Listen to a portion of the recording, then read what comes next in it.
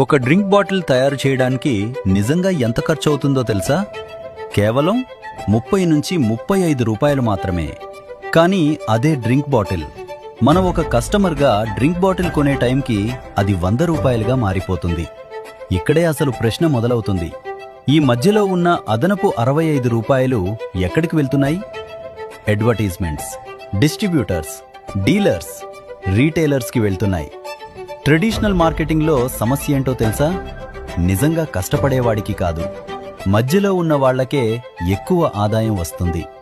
ఇప్పుడు డైరెక్ట్ సెల్లింగ్ని చూడండి. ఇక్కడ కస్టమర్ నేరుగా కంపెనీతో కనెక్ట్ అవుతాడు. మధ్యవర్తులకు చోటే ఉండదు. ముందు అడ్వర్టైజ్మెంట్స్ పేరుతో వెళ్లిన ఆ 65% డబ్బు ఇప్పుడు డైరెక్ట్ సెల్లింగ్లో పనిచేసే మనలాంటి సాధారణ ప్రజలకు ఇన్కమ్ పంచబడుతుంది. అందుకే డైరెక్ట్ సెల్లింగ్ అంటే కేవలం ఒక ఉత్పత్తిని అమ్మడం కాదు, ఒక వ్యవస్థను నిర్మించడం, ఒక భవిష్యత్తును నిర్మించడం. ఇదే నెట్వర్క్ మార్కెటింగ్ యొక్క అసలు శక్తి.